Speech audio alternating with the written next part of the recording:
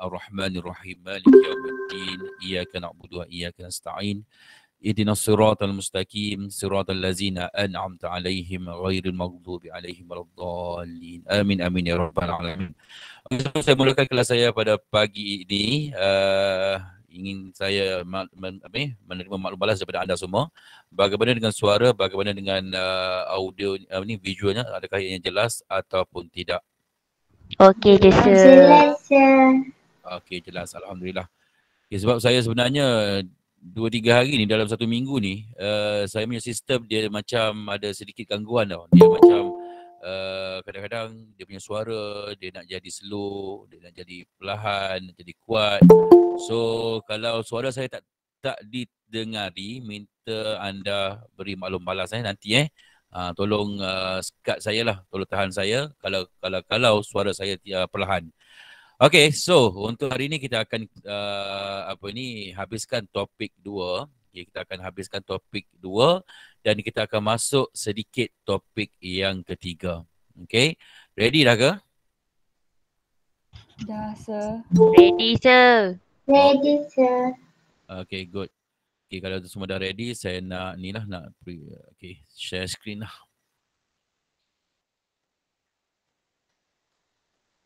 Okay, so untuk topik yang kedua, kita akan membincangkan tentang membina suasana pembelajaran. Okay, dan pada hari ini kita akan masuk 2.3 dan 2.4, di mana 2.3 adalah membina suasana pembelajaran, 2.4 lebih kepada pengurusan ABM, alat bantu mengajar. Kita tengok dahulu membina suasana pembelajaran. Okay, di mana setiap pengasuh ataupun guru perlu mempunyai pengetahuan bagaimana untuk merancang dan menyediakan sudut dengan mengambil kira perkembangan kanak-kanak secara menyeluruh. Macam saya kata sebelum ni lah, sebelum kita merancang penggunaan ruang, kita punya premis, kita kena ada pengetahuan bagaimana untuk kita menyusun peralatan ataupun perabot di dalam premis kita. Okay, untuk penyusunan tersebut, apa yang perlu kita tahu, apa yang perlu kita ambil tahu ialah kita perlu mengambil kira tentang perkembangan kanak-kanak secara menyeluruh. Maksudnya kita kena tengok bagaimana perkembangan mereka, apakah peralatan yang sesuai, apakah perabot-perabot yang bersesuaian dengan penggunaan pelajar. Okay. Setiap kumpulan kanak-kanak hendaklah mempunyai kawasan ataupun persekitaran yang sesuai kerana mereka memerlukan ruang untuk bergerak dan menjalankan aktiviti-aktiviti seharian. Artinya dalam penyusunan, dalam penyusunan susu atur, perabot atau peralatan, kita perlu melihat kepada bagaimana ruangan tersebut untuk memberikan kemudahan kepada pelajar itu dari segi untuk mereka bergerak, untuk mereka berjalan, untuk mereka menjalankan aktiviti-aktiviti seharian. Okey, dan apabila sesebuah persekitaran itu kecil, sesak dan bilik yang terlalu bising, ianya akan dikaitkan dengan sikap negatif seperti pelajar itu bergaduh, boleh berlawan antara satu sama lain yang mana secara fizikal, dan suasana di dalam bilik darjah sentiasa tegang ataupun stres. Sebab kita tahu kalau kanak-kanak ini, kalau mereka berada dalam keadaan yang stres, berada dalam keadaan yang orang kata tertekan, secara langsung ianya boleh mempengaruhi watak ataupun fizikal bagi seseorang kanak-kanak. Maksudnya kanak-kanak ni bila mereka terlalu stres, mereka akan rasa tidak minat untuk belajar dan sekaligus mereka akan jauh daripada sesi pembelajaran. That's why lah dari segi penyusunan kita tidak boleh terlalu pack. Maksudnya tidak boleh terlalu padat dalam penyusunan. Dia mestilah menyediakan ruang untuk pelajar-pelajar itu bagi dari segi pergerakan dan juga untuk mereka melakukan aktiviti. Maksudnya kita tak boleh terlalu pack. Masuk kelas kita tu, ni untuk anda untuk anda sediakan model nanti, anda tak boleh buat sesuatu ruang tu terlalu padat. Kalau terlalu padat nanti ianya akan mengganggu proses pembelajaran. Sebab kanak-kanak ni kita tahu mereka ni dunia mereka adalah dunia bermain. Kalau boleh mereka nak berguling di atas lantai. So kita sebagai pengusaha ataupun kita sebagai guru ataupun kita sebagai pengasuh, kita kena fikir bagaimana cara untuk memberi ruang kepada pelajar itu untuk kebebasan untuk mereka bergerak. Okay? Right. Seterusnya kita tengok kepada ini adalah contoh-contoh contoh-contoh bilik darjah, contoh-contoh ruangan yang kita gunakan untuk penyediaan ruang kepada pelajar. Okay, kalau you tengok ruangan tu kosong je. Kita bukan sengaja tak nak kasih dia kosong. Bukan kita tak nak letak perabot. Tapi kalau kita letak perabot nanti, ianya akan mungkin akan mengganggu proses pembelajaran kepada pelajar. Okey. Dan ruangan-ruangan juga kalau kita tengok semua warna-warna ceria saja. Warna-warna ceria, warna-warna yang boleh memberi minat kepada pelajar untuk mengikuti proses PNP. Okey, ini adalah pembahagian. Contoh pembahagian yang boleh kita guna untuk penggunaan ruang. Okay, kalau tengok sini ni 40% kita guna untuk aktiviti motor kasar, 30% untuk aktiviti sensori motor dan binaan, 20% untuk aktiviti main meniru iaitu printed play, and then 10% untuk aktiviti bahasa dan permainan. Kalau kita tengok sini kalau kita tengok di sini hanya 10% sahaja untuk aktiviti bahasa dan permainan. Maksud bahasa dan permainan ni erti kata lain ruangan yang lebih kepada formal lah. Hanya 10% saja. Tapi lain-lain tu kalau kita tengok ruangannya agak luas. Agak luas. Okey, semasa merancang persekitaran di Taman Asuhan, guru perlu mengenal pasti sudut-sudut yang hendak disediakan. Maksudnya kita kena pasti dahulu. Okay, sebelum kita menyediakan perkhidmatan kepada pelajar, sebelum kita membuat penyusunan, kita kena pasti dahulu. Di ruangan ini apa sudut dia, ruangan ini apa sudut dia. So kita kena pasti. And then memberi peluang kepada kanak-kanak untuk benar-benar memahami program dan aktiviti yang sedang dijalankan. Alam pendidikan awal kanak-kanak, kita menggalakkan aliran pergerakan dari sudut ke sudut yang lain dan interaksi di antara kanak-kanak dan juga pengasuh. Maksudnya kalau boleh kita dalam PNP kepada pelajar nanti, kita perlu kalau boleh kita perlu galakkan kepada pelajar ini untuk pergi satu sudut ke satu sudut. Maksudnya biar mereka bergerak dalam satu kita punya premis tersebut. That's why kalau segi ruang tersebut kita perlu fikirkan di mana tempat yang perlu kita sediakan, ruang-ruang yang harus kita sediakan. Penggunaan ruang ataupun sudut akan menggalakkan kanak-kanak berinteraksi dengan rakan sebaya dan menggunakan semua peralatan ataupun permainan yang terdapat di dalam bilik darjah mengikut pilihan masing-masing. Komunikasi akan mengeratkan hubungan antara kanak-kanak dan juga pengasuh dan antara kanak-kanak sesama kanak-kanak. Dia sebenarnya perkara paling asas yang perlu kita terapkan di dalam tadika atau taska ni ialah aktiviti komunikasi. Maksudnya kita perlu galakkan ada communication di antara pelajar dan guru dan juga pelajar dengan pelajar. Bila adanya komunikasi secara tak langsung, mereka akan rasa lebih selesa untuk berurusan dengan pelajar, dengan guru serta dengan pelajar itu sendiri. Maksudnya komunikasi ini amat penting.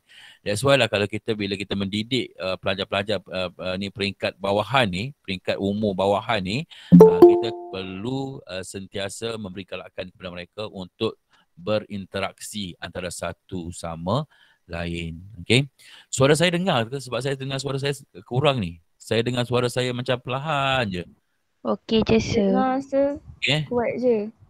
Kenapa saya dengar macam perlahan je suara saya? Aduh, ya. Hopefully tak mengganggu you harap tak mengganggu anda lah. Sebab saya dengar suara saya slow. Mungkin masalah kat saya kot. Ini adalah contoh-contoh pusat pembelajaran. Kalau tengok di sini, ianya mempunyai 10 pusat pembelajaran. Iaitu yang pertama kita tengok sini ianya ada pusat literasi. Pusat literasi ni apa yang boleh kita terapkan ialah dari segi aktiviti mendengar, bertutur, membaca dan menulis. Tujuannya ialah pusat ini digunakan untuk kanak-kanak menghabiskan masa dari segi membaca, melihat gambar, membaca buku-buku cerita, and then dari segi kegemaran mereka sama ada secara bersendirian ataupun bersama rakan-rakan ataupun bersama dengan guru-guru. Maksudnya pusat literasi ni kita bolehlah, kita bergantung kepada keadaan pelajar. Sebab ada setengah pelajar ni dia suka berseorangan. So kalau dia suka berseorangan, kita berikan kebebasan kepada mereka untuk berseorangan. Tapi jangan kita tidak memberi latihan, tidak melatih mereka untuk bergaul dengan rakan-rakan yang lain. Sebab kalau kita asyik, maksudnya kita biarkan perkara tersebut berterusan, ianya akan memberi masalah kepada pelajar berkenaan untuk bergaul dengan rakan-rakan yang lain. So, maksudnya kita bagi kebebasan mereka. Kalau dia nak berseorangan, kita bagi kebebasan. Tapi kita juga perlu latih dia untuk berinteraksi dengan rakan-rakan yang lain.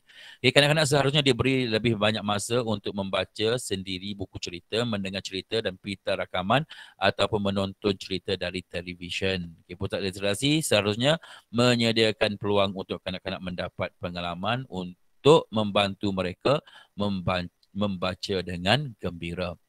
Okay, ini persekitarannya. Kawasan ini perlu diletakkan hamparan supaya kanak-kanak merasa selesa. Hamparan tu macam mana hamparan? Contoh hamparan yang macam ini. Ini adalah hamparan lah yang boleh kita guna lah. Ataupun kalau bajet kita tak cukup, mungkin kita boleh letaklah satu lapisan yang boleh mengelakkan daripada mereka ini direct kepada lantai. Sebab kalau kita direct kepada lantai nanti dia akan beri masalah kepada pelajar. Nanti masalah kesihatan kepada pelajar. Dan pastikan cahaya yang dia ada nak tanya ke? Alamak itu. Semacam kapet ke? Dia kapet juga kita boleh guna, tapi kapet ni kena hati-hati juga kalau kapet ni. Sebab kapet ni kadang-kadang pelajar ni dia ada alahan. Dia ada alahan dengan habuk. That's why kalau boleh lah, kalau di tadika atau taska ni kita elakkan daripada penggunaan kapet. Walaupun ianya nampak cantik, ianya nampak macam selesa, tapi penjagaan tu harus kita tingkatkan lah kalau kita nak guna kapet. Maksudnya setiap hari tu lepas kelas, lepas habis belajar balik semua, kita kena kena vacuum lah.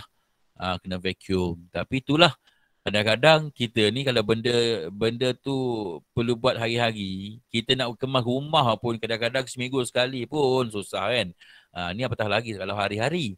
Tapi kalau kita nak pakai kapet juga boleh digunakan, memang sesuai lah digunakan because of dia selesa, rasa macam comfort kan. Tapi penjagaan tu perlu ditingkatkan. Maksudnya setiap hari kita kena vacuum, walaupun nampak macam bersih pun kita kena vacuum sebab habuk ni tak nampak. Okay? Right. Okay, pastikan cahaya yang cukup untuk kanak-kanak membaca. Cahaya yang cukup maksudnya dari segi lampu, perlu ada pencahayaan yang baik. Supaya kalau pencahayaan tak bagus, ia akan mengakibatkan pelajar itu tidak selesa dan mungkin juga akan menyebabkan masalah dari segi penglihatan. Sebab contoh kita belajar kan, bila kita belajar dalam keadaan tempat gelap, memang kita boleh baca, boleh melihat huruf-huruf semua tu. Tapi dari segi pencahayaan itu mengakibatkan mata kita akan jadi bermasalah. Okay, ruang membaca yang luas dan selesa dan tiada gangguan bunyi yang terlalu bising. Kita perlu sediakan cushion, bean bag seat, sofa, small rock chairs, kerusi dan meja, buku-buku bergambar, buku-buku cerita dan juga poster-poster. Itulah peralatan-peralatan yang perlu kita sediakan di dalam ruangan pusat literasi.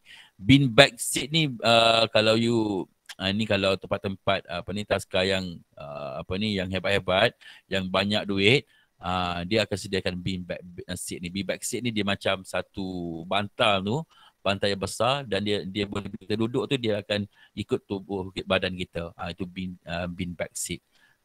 Okay. Dan bahan dan sumber, buku bergambar, ni betul-betul saya cerita tadi, buku bergambar, buku bacaan awal, pita rakaman, CD, majalah, buku rujukan, buku scrap, poster, kad-kad bergambar, alat tulis, radio ataupun TV, picture book, buku bergambar lah, dan juga papan magnet. Okay, aktiviti yang boleh kita jalankan di pusat literasi adalah aktiviti mendengar, bertutur, membaca dan juga menulis. Right.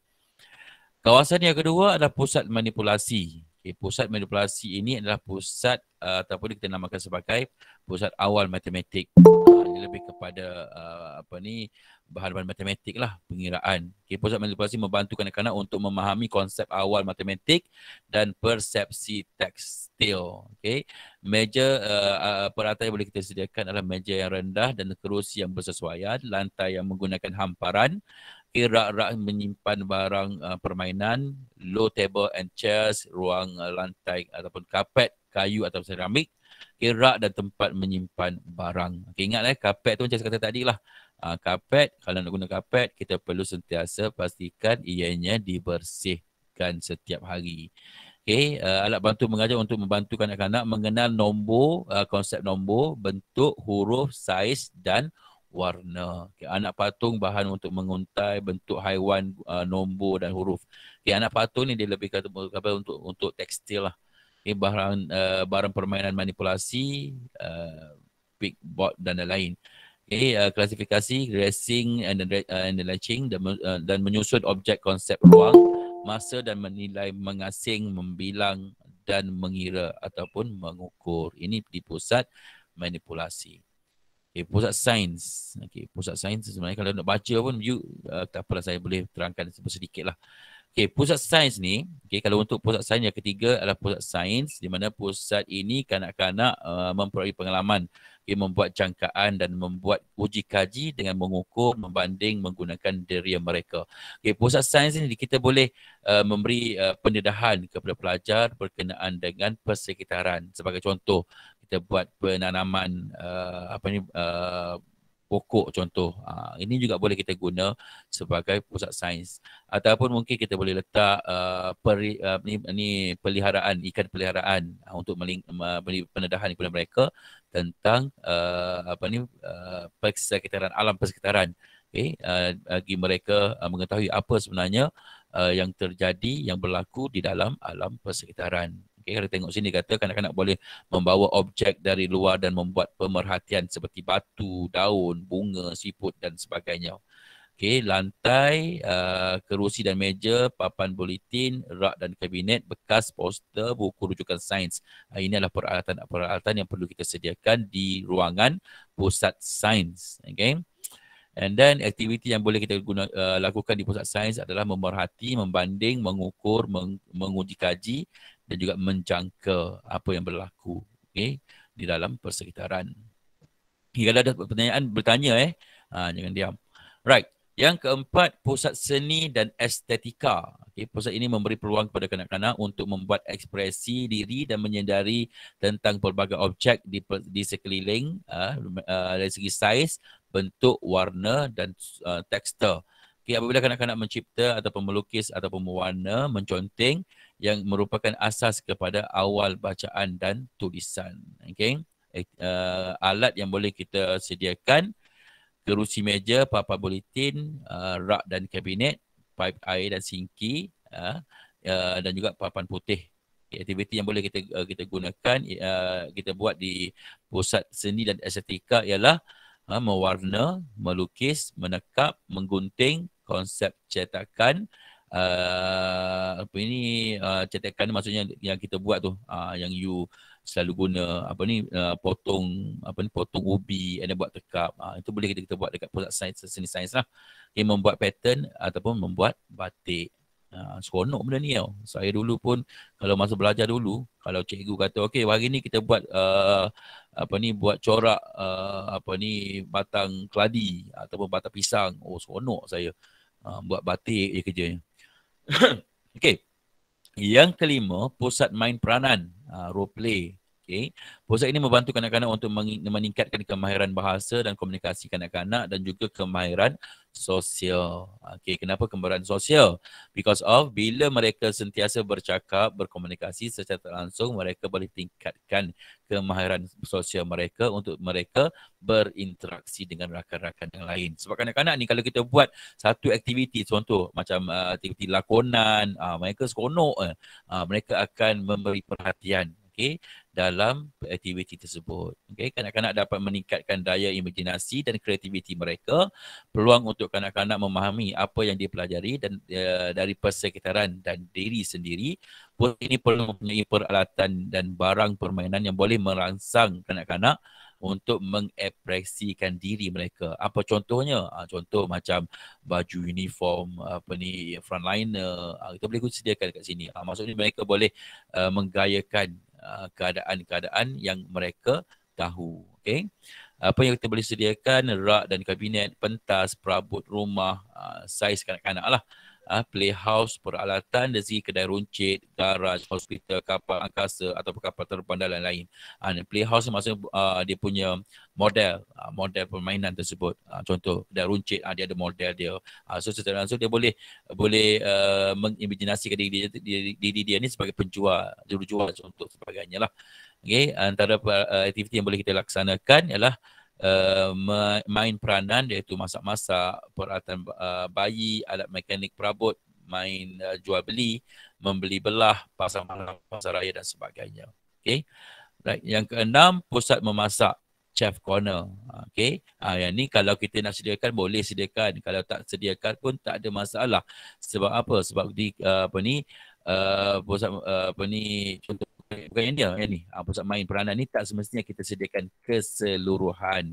Okay, ada benda yang kita perlu sediakan, ada benda yang tak perlu kita sediakan. Okay, pusat memasak chef corner ni adalah tempat untuk pusat pembelajaran ini memberi peluang kepada kanak-kanak untuk memperoleh pengalaman menyediakan makanan yang ringkas. Ini maksudnya kita tak ada dah kita perlu sediakan satu tempat tu yang orang kata apa, yang kena sentiasa buat untuk pusat masak, tidaklah. Maksud kita boleh ubah-ubah lah. Maksudnya kadang-kadang pusat masak ni kita boleh tumpang dekat kawasan dapur. Sebab kita nak bagi pendedahan kepada pelajar ini, okay, dari segi bagaimana untuk mereka memperoleh pengalaman di dalam menyediakan makanan.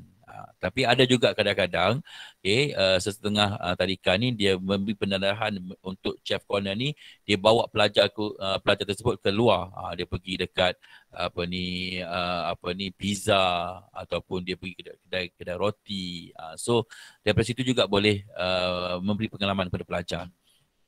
Okay, sebab tu dia kata dari segi aktiviti menyediakan makanan dan memasak, menyukat bahan ataupun masa menyediakan makanan tersebut. Okay. Contoh dulu anak saya dulu dia bawa pergi dekat Pizza Hut. Bawa pergi ke Pizza Hut, and then dia boleh tengok lah cara orang buat pizza, and then pihak Pizza Hut tu bagi peluang kepada pelajar untuk sediakan pizza mereka sendiri. Dia bergantung kepada persetujuan daripada premis tersebut lah. Okay, pusat manipulasi dan blog. Okay, pusat ini memberi pengalaman kepada pelajar untuk berfikir, merancang dan menyelesaikan masalah. Okay, kanak-kanak akan memahami konsep bentuk, saiz dan tekstur bangunan dan pembinaan. Okay, antara aktiviti yang boleh dijalankan ialah permainan kreatif, membina rumah, menara, jalan raya dan bandar. Ini lebih kepada blok-blok kayu lah. Kita boleh sediakan blok-blok kayu untuk mereka berfikir bagaimana untuk menyelesaikan sesuatu masalah. Okay, pusat permainan. Permainan boleh membantu kanak-kanak meningkatkan kemahiran logik, menyusun strategi, merancang, berkomunikasi dan kemahiran sosial yang lebih mencabar minda dan kreativiti kanak-kanak tersebut.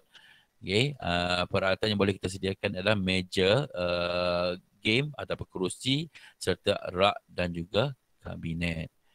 Okay, indoor gym.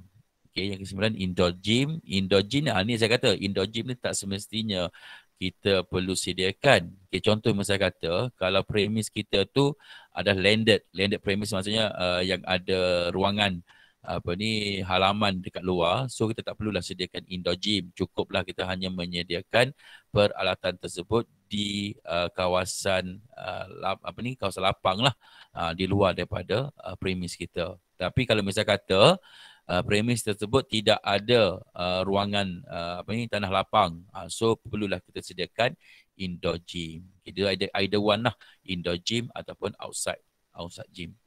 Okay, pusat ini memberi peluang kepada kanak-kanak untuk meningkatkan kemahiran motor kasar mereka, untuk mereka melompat, dan juga mengimbangkan badan mereka. Okay, dan membantu kanak-kanak membuat pergerakan kreatif dalam kumpulan yang lebih besar. Okay, antara aktiviti yang boleh kita buat di kawasan indoor gym ialah aktiviti meregangkan otot, membongkok, meregangkan memusing, menghayun dan juga menari serta berkawat.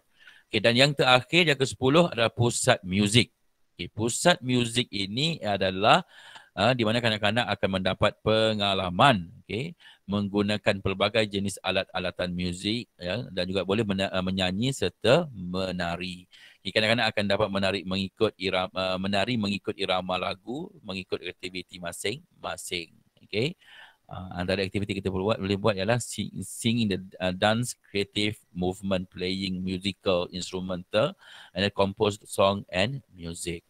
Ni compose song and music ni bergantunglah. Kadang-kadang ada juga jenis pelajar ni dia jenis minat dengan muzik dan juga kebetulan family dia pun jenis yang family yang sentiasa dengar muzik dan sebagainya. So mungkin bolehlah mereka compose the song lah.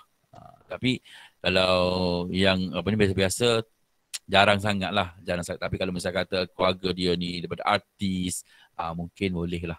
Okay, inilah 10 10 contoh pusat pembelajaran yang boleh kita sediakan di tadika ataupun di taska.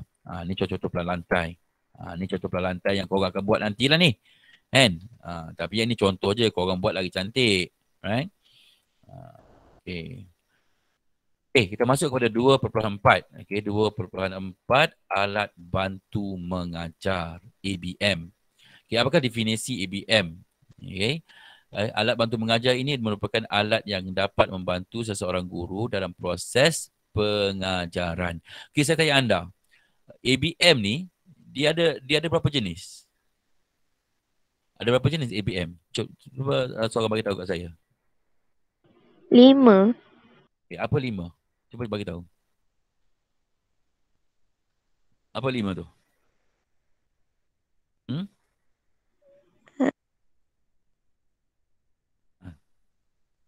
Apakah 5 alat bantu mengajar? Ada?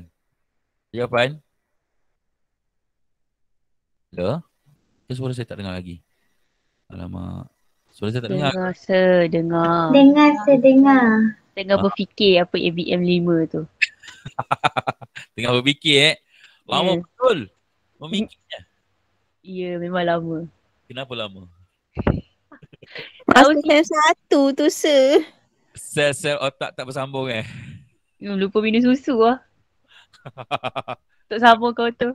Kena minum susu lah. Saya tak sarapan lagi ni. Tapi tak apalah. Dah pukul 12 pun. Sabar je lah. Asalkan kelas korang ni dapat dihabiskan dengan baik. Okey je. Tak sarapan pun tak apa. Okey. Dia sebenarnya alat bantu mengajar ni. Dia betul lah 5 tu. Betul lah. Okey. Okay. Tapi mungkin you tak ingat ke tak apa, kita tengok satu persatu. Okay. Pembelajaran dengan menggunakan ABM dapat memastikan pelajar mengikuti serta dapat memberikan pelajar kefahaman yang berkesan dan juga dapat menarik minat mereka terhadap mata pelajaran yang akan diajarkan. Okay.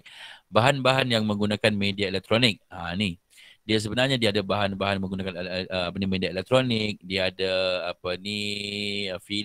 filem pelajaran, filem jalur, slide, projektor, pita video, radio, pita rakaman, piring hitam dan lain-lain. Okay. And then dia ada satu lagi tidak menggunakan media elektronik. Okay. 1 menggunakan media elektronik, 2 tidak menggunakan media elektronik.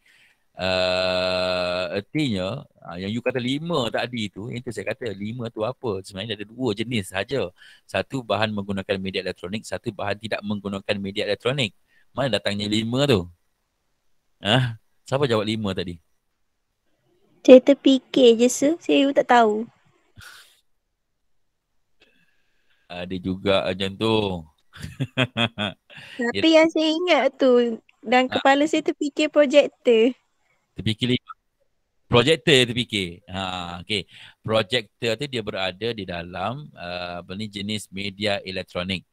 Okey, kalau bahan tidak menggunakan media elektronik ni sebagai contoh yang kita buat replika, yang kita cipta replika, itu adalah bahan tidak menggunakan media elektronik. Semua you kena ingat kalau media elektronik ni bahan-bahan yang ada elektrik, yang mana yang kita guna, maksudnya kita menggunakan sumber elektrik untuk menggerakkannya, itu adalah bahan media elektronik. Kalau bahan tidak menggunakan media elektronik ni bahan-bahan yang tidak tersambung dengan elektrik. Suara, buku, gambar carta model, suara khabar, surat khabar, papan tulis, kad imbasan, itu adalah bahan-bahan tidak menggunakan media Macam elektronik. sekarang tu. Okey, macam sekarang ni elektronik lah ni. Media elektronik ni sebab you pakai telefon kan. Ataupun macam saya sekarang ni saya guna PC, saya pakai internet, itu adalah media elektronik. Walaupun suara saya awak dengar, tapi suara tu keluar daripada telefon, keluar daripada headphone. Itu adalah media elektronik walaupun suara itu didengari. Tapi kalau contoh saya masuk ke kelas, dan saya mengajar secara face to face. Saya mengajar suara saya yang anda dengar semasa face to face itu adalah tidak menggunakan media elektronik.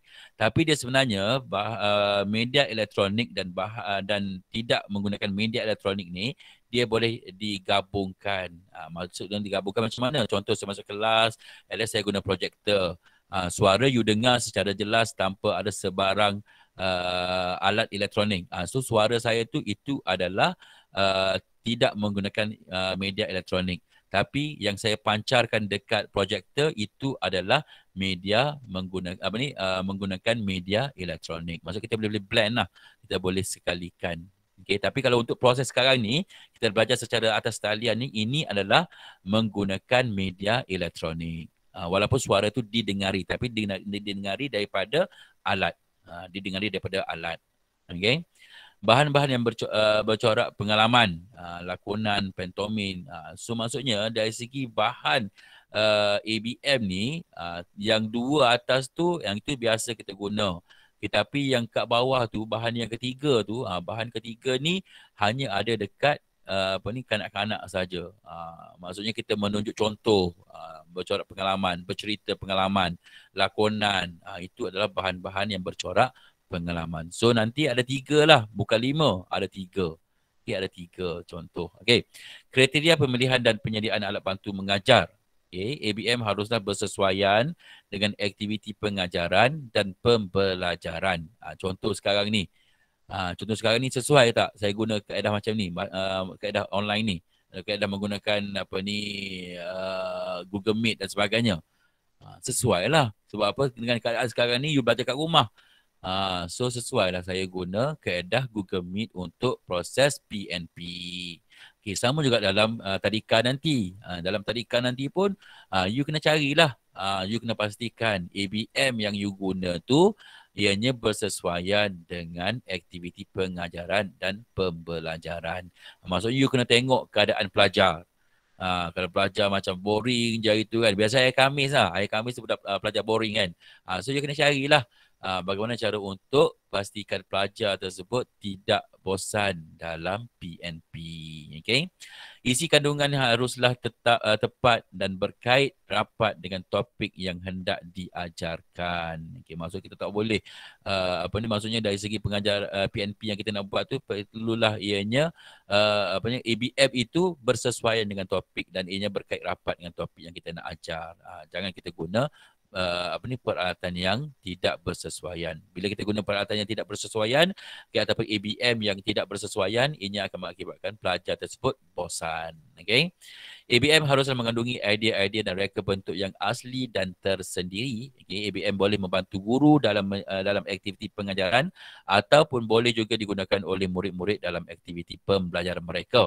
Dengan ini, guru boleh menyampaikan konsep dengan lebih mudah, tepat dan cepat. Okay. Dan murid-murid pula dapat mempelajari konsep itu dengan lebih tepat, penuh minat dan lebih kekal dalam ingatan. Maksud kita sekarang ni kita nak ajar pelajar ni, bila kita nak ajar pelajar, okay, objektif kita ialah untuk mereka faham, okay, Dan bila dia faham, kita nak juga mereka kekal dalam otak mereka. Maksudnya biar ianya kekal dalam ingatan. Bila nak kekal dalam ingatan, untuk pelajar-pelajar umur 6 tahun ke bawah ni, kita kena cari alat bantu mengajar yang boleh lekatkan ke dalam fikiran mereka. Sebab mereka ni dia punya otak ni dia tak sama macam kita. Macam kita ni tak apalah. Bila kita dah dapat benda tu kita akan ingat. Pelajar ni dia sentiasa, otak dia ni sentiasa mencari benda-benda yang baru. Bila dia dapat benda baru, benda lama dia tak ingat. So kita kena tahu cari cara bagaimana untuk mereka mengingati setiap pembelajaran yang kita ajar pada mereka. Okay. ABM hendaklah menarik dan berkesan untuk menarik perhatian dan menimbulkan minat kepada murid-murid. Alat ini harus disediakan dengan menggunakan gambar yang berwarna. Okay, kejap saya nak tengok soalan yang ditanya oleh siapa ni. Okay, Atikah, sir, sorry sir sebab keluar maksud line. Okay, nak tanya soalan. Oh, dia punya dia keluar masuk. Tak ada masalah lah. Okey je. Saya tak jadi masalah pada saya kalau you keluar masuk. Sebab saya faham mungkin line you tak apa bagus. Okey, tak apa. Lepas ni kalau keluar masuk nanti tengok balik dekat dekat video yang saya muat naik dekat OLES. Okey. Right.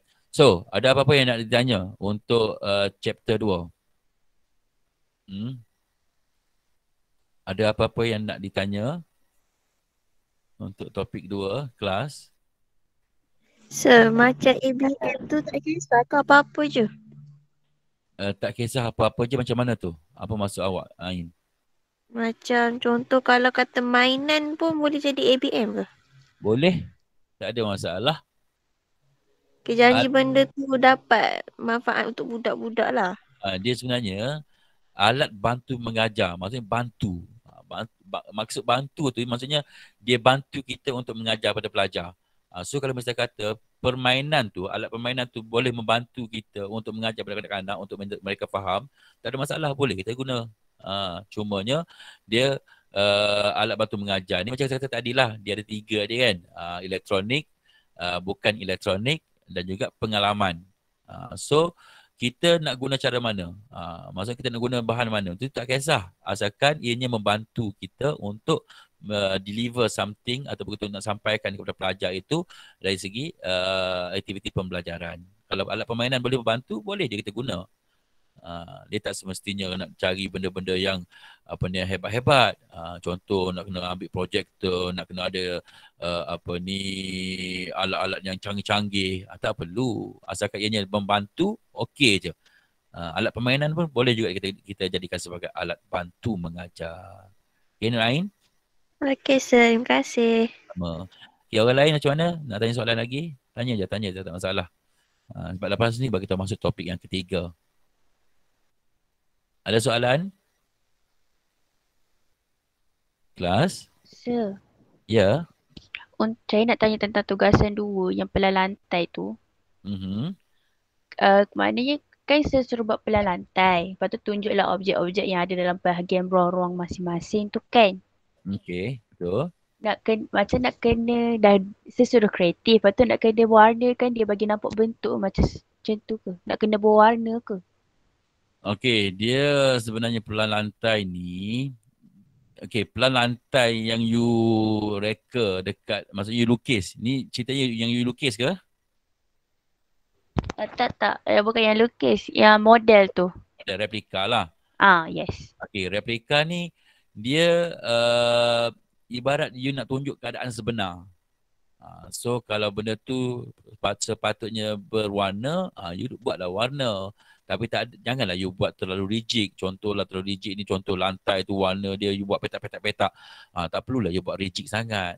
Maksudnya you kena menunjukkan dia ni bentuk benda tu. Macam contoh you nak buat bentuk tu dekat kawasan lantai tu ada soft punya lantai yang lembut tu. So you buatlah seakan-akan benda tu ibarat seperti soft lantai yang lembut tu. Yang hakikat yang paling penting ialah you kena samakan apa yang ada dekat pelan lantai dengan replika yang anda buat. Pastikan dia sama. Itu sahaja. Boleh Nadibah? Nadibah ni. Boleh, sir. Alright. Orang lain ada apa nak tanya? Kalau tak ada apa-apa, kita rehat dulu. Ya. Okey. Ya, Nur Anis? Tak ada, sir. Tak ada. Okey, kalau tak ada apa-apa, kita rehat dulu. Lebih kurang 10 minit. Pukul 12 nanti kita sambung topik yang ketiga. Boleh? Boleh, sir. Alright. Boleh. Okey.